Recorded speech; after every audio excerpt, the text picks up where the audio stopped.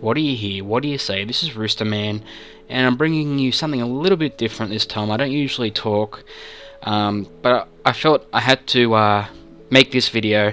I just want to thank everybody, first off, for keeping in contact with me, watching my videos, showing your support.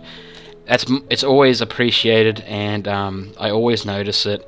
And also want to give a special thanks to some of the old subscribers back that were subscribed to me 7, 8, 9 years ago. It's insane. Some of you guys have kept in contact, and it's appreciated.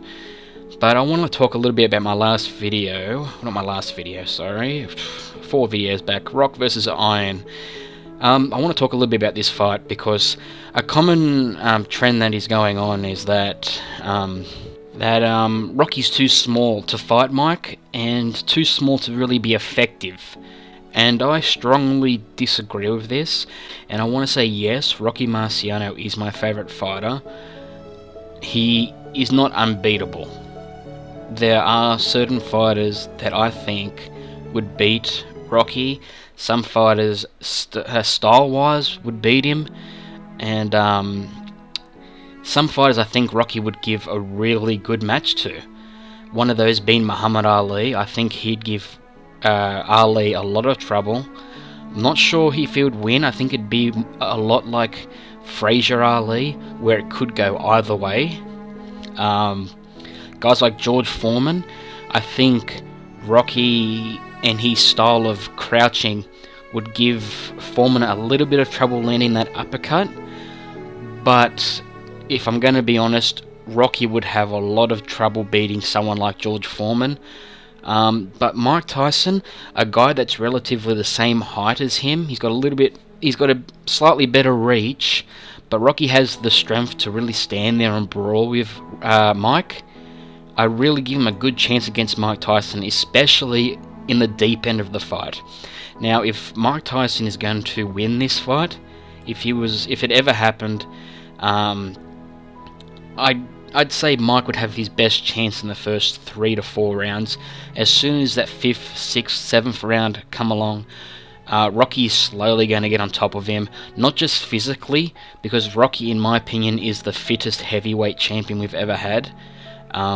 Not only physically, but mentally, I think Rocky would mentally wear down Mike as well. Let's say we put Rocky Marciano in his prime through a time machine to 2015, do it this year, and we bring through Mike Tyson prime 2015. We give them training leading up to the fight. I think Rocky's going to come in a little bit heavier than he usually does. Through modern training and dieting, I think Rocky could put on a few pounds of muscle. Power-wise, in his punch, Mike and Rocky, I think, are similar, though Mike has the speed advantage, that's obvious. But with the speed advantage, Rocky also has the advantage, which people don't really see it as advantage, but being so awkward. Rocky was an awkward fighter. If you watch his fights, he's throwing punches from every angle constantly. So he might not have the speed advantage, but he's going to be coming in from all angles on Mike, and he's going to be throwing punches that Mike's never even seen before. So Mike has the speed advantage, but Rocky does make up for it a little bit with his style, and his crouching technique will be effective against Mike. A lot of people categorize Mike as an inside fighter. I disagree. I think he's more of a mid-range fighter who closes the gap with a series of combinations, and then he'll sort of back off a little bit. He doesn't stand in there and brawl. So inside, he's not going to beat Rocky inside. He's going to have to hit Rocky with a few combinations early in the fight when Rocky's cold, because Rocky has been hurt early in a couple of fights, and he has been dropped when he's warming into the fight. So if Mike's going to win this, he's going to have to stop him quick.